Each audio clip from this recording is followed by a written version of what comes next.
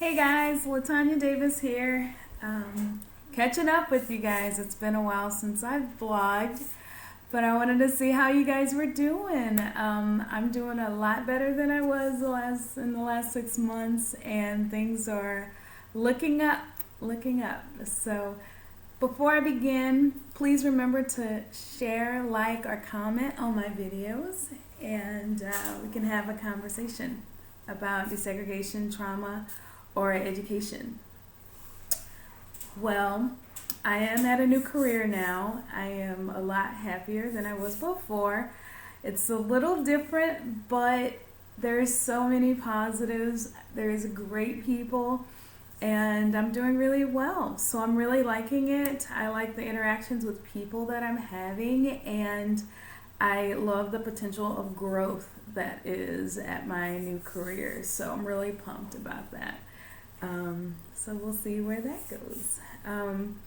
It has been a year since I first blogged and told you guys that I resigned from teaching. And I've had, I believe this is video 29 of my vlogs, and I sat in front of my camera and I told you that I resigned, and I felt that it needed to happen. And after a year, and I mentioned this before, after a year being out of school and teaching, and I subbed for 6 months, and it was okay.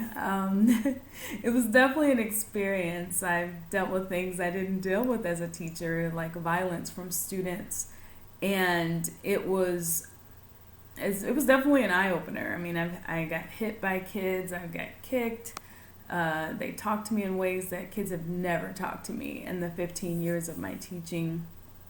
And so I got to experience the substitute life, which was, it was different. But I definitely got a different perspective in education on that, which will definitely help me on my book. But I did miss the kids that I had, and obviously physical education, which I love teaching.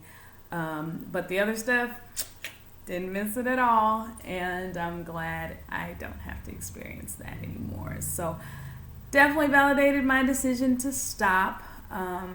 However, I do love education, and I love the experience I had going through it myself, which I'm a huge advocate for it, and I still am looking forward to writing about it and speaking about it as well. So something I noticed in the news, I'm sure a lot of you have noticed, it's definitely on CNN.com today, is the brawl that happened at I think a Little League game, a baseball game. A 13-year-old umpire made a bad call, and parents are like going off and fighting, and it looked really bad. If you didn't get a chance to look at it on the news, it's definitely there. Go online and check it out. It's bad. And looking at that made me think about the things that teachers experience with parents. I hear a lot of teachers that aren't teaching today, and things that I've seen myself, and they talk about how, not only the kids different, but the parents are definitely different than they used to be back in the day.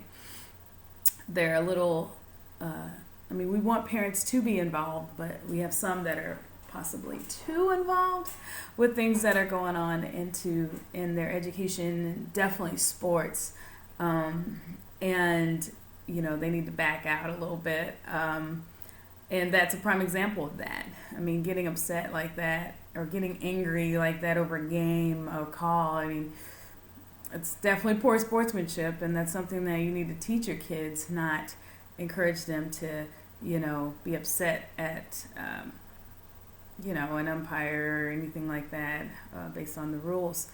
And we've seen it as teachers, parents getting mad about things that they don't like or rules that they don't like, and when the kids see that, they think that they can do it as well. And I remember watching an article where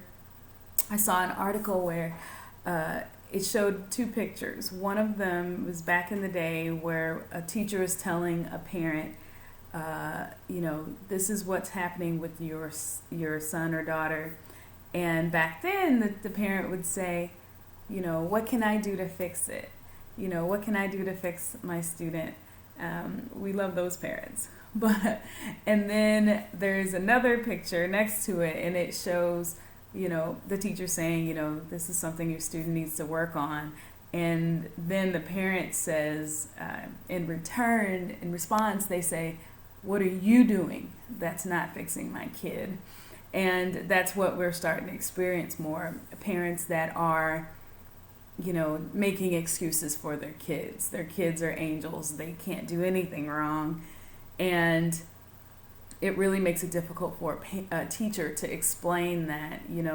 I remember many times I've talked to parents, and they try to tell me how their kid's not doing certain things, and I've said, hey, you're free to come and watch them if you'd like. You're welcome to come and check it out, or look in the through the door and see their behavior. And every time I've offered, I've never had a parent do it, because they don't want to see what I'm describing, because they probably know it's true.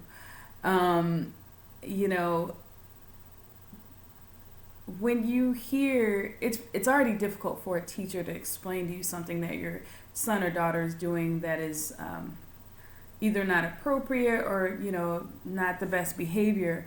And of course no one wants to hear it, but we don't like to tell you either. However, if it's a distraction in the classroom and it's making it difficult for a teacher to teach or the kids to learn, that's a problem.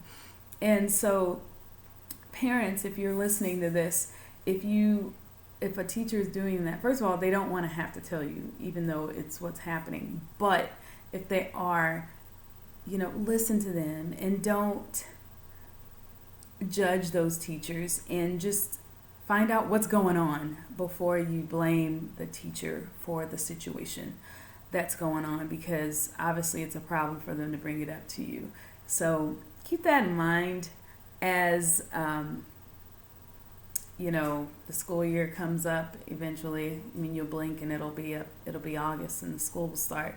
But just think about it. Don't get offended when a teacher is telling you something that your kid is doing if it's not appropriate or something like that. Try to get to the root of it, find out what's wrong, and instead of blaming the teacher or anyone else but the kid that is causing the behavior, just really think about that and how you handle those situations or situations in the past that you've dealt with.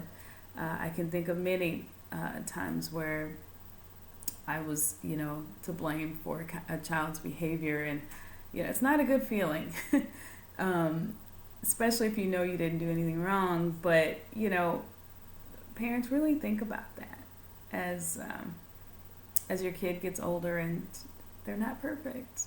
They're not, as much as we'd like them to be, but we can fix it by getting to the root of the problem. So, all right, enough about parents and how they handle situations with teachers.